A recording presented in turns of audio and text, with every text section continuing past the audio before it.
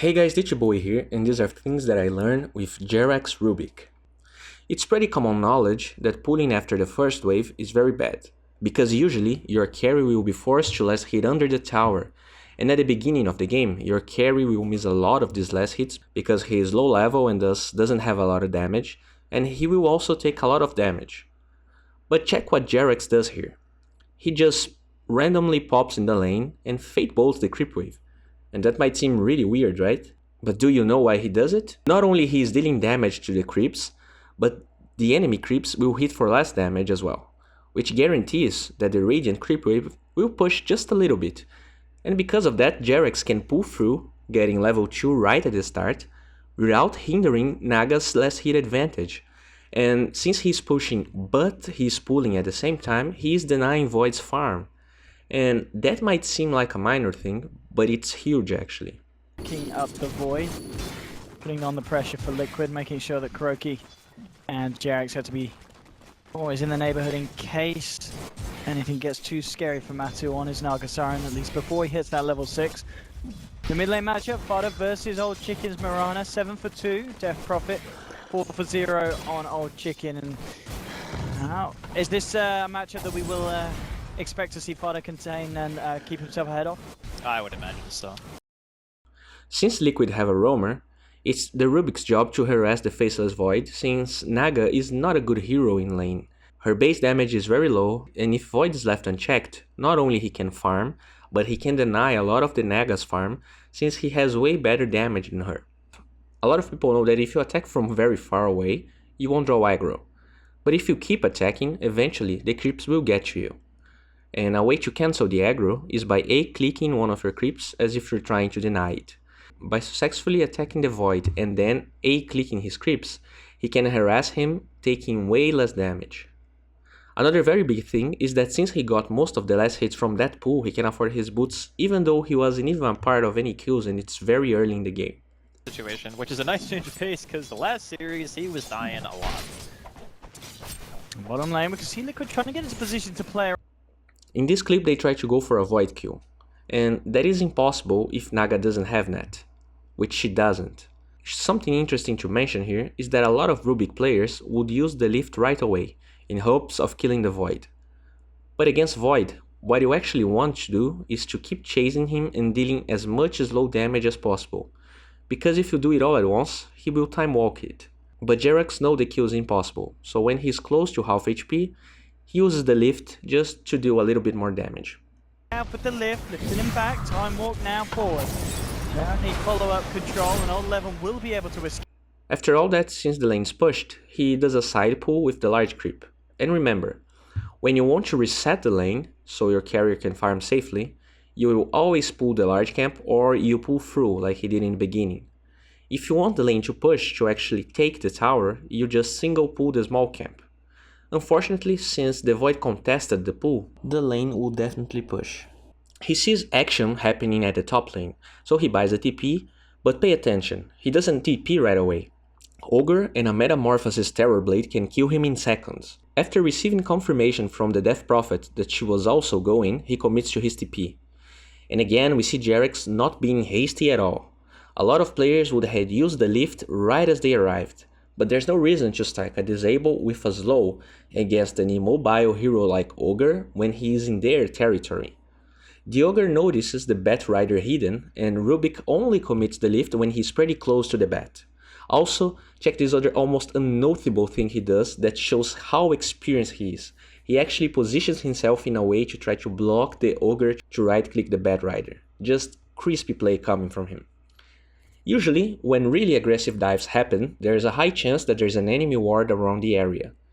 Unfortunately, he doesn't quite get it, but that is one of the most common wards, so at least it's a good try. Since he doesn't find a ward there, he decides to try to smoke. But a fight begins before he's able to do anything, and check JERAX's decision making here. He knows that the Phoenix already used dive, so there's no reason to lift her. He saves the lift for the Terrorblade. Even though they don't get the kill, he played it as best as possible. JERAX's presence has the telekinesis onto TI6. He's out of mana. A mind control starting to stack up the sticky napalm and chase it down with a Firefly. Looking to get the kill, but Old Lanham TP. Now, since it's nighttime, he can easily sneak around to place that ward and not get spotted. And check this movement. He is trying to get the Mirana, but since it's nighttime, he places a ward to see if he can spot her. Unfortunately, he can't, but that's a good ward to have anyway. Rubick decides to go back to help her secure more farm since his gank attempt failed, but the Mirana finds him. He lifts her away, and check how he doesn't commit to one direction right away, because the nighttime combined to tons of trees may not give him vision fast enough for him to dodge the arrow. Very, very nice pick, and well, Chicken in the meantime, looking for a kill. He's very tempted for that, but he doesn't want to leap in. He knows that Fada's around in the neighborhood. Rubick's feelings were right though. Naga gets killed in the meantime, since he wasn't able to go help her. Unfortunately, right as he TPs to the mid lane, the Bat Rider ends up dying too. So it's a very hard kill to go for. So Chicken gets himself away, and meanwhile top lane, that's where the potential kill is going to be as Eho moving hard onto mind control, trying to Firefly and very far his way out, but there's not enough. And here we see JERAX thinking way ahead of some players. A lot of people, even after seeing the Phoenix with low HP, wouldn't connect that with the fact that she will take the same path the ward he placed showed, so he can easily snipe her. And even though it might reveal the ward position, the kill, coupled with the fact that the Phoenix will be buying sentries, are definitely worth it. After that, he also notices that there has to be a dire ward around that area since Terrorblade ulted him from behind the trees, and he immediately pings the location. Force back, top lane, ice, looking at JERAX, putting him back with the telekinesis and mind control there to slow down the Terrorblade, making sure that JERAX will cross the map, and this time Liquid getting nothing in return. Dire's middle tower is under JERAX is heading up, the easiest fate of his life. After that, he TPs to the bottom lane to help defend it. And check two things he's doing very well. The first one is that he is walking during the entire clip to reduce the amount of damage he takes from the creeps. But notice that he's always around that very safe area of his tower. When he notices that the Ogre and Void wants to gank him, he immediately lifts the Void and runs way behind his tower. Farming a Terrorblade. That's how you know you're having a good game. You just start taunting your safe laner and saying, I got more CS than you. Another important point is that he fade bolts both of them, which means that they will take way longer to kill him, and that gives enough time for his team to arrive and help him.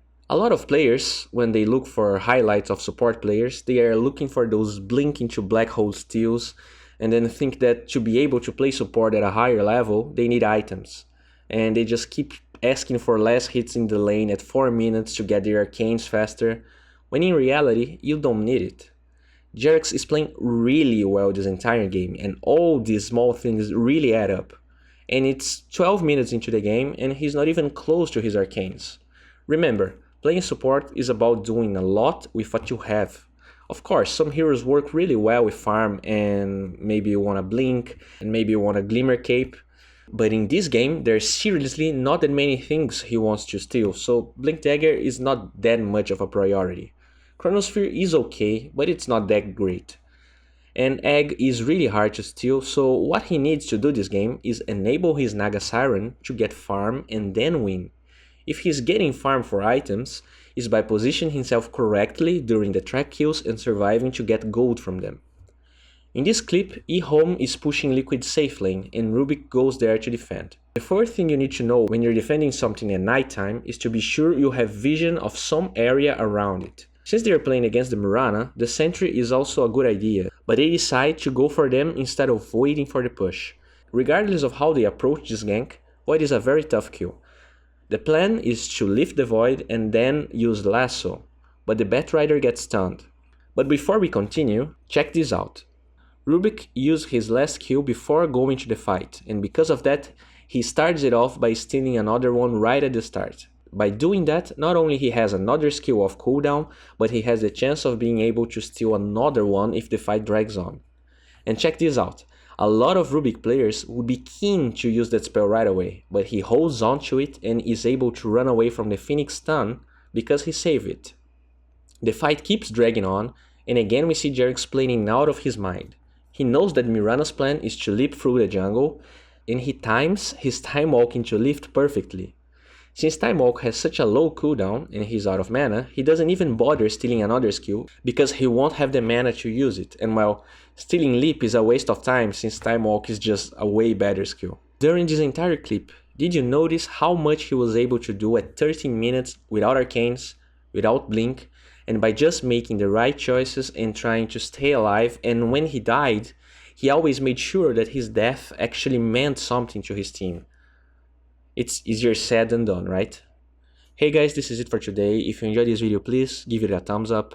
I just want to let you guys know that this video wouldn't ever be possible without the huge support the Pugna guys are giving me, so please, show them some love as well. And if you're new to my channel, please subscribe to it. I'm making videos like this every day, and I'm sure something here will spark your interest. And if you really like my channel, please check my Patreon rewards and see if any of them are of your liking. Bye guys.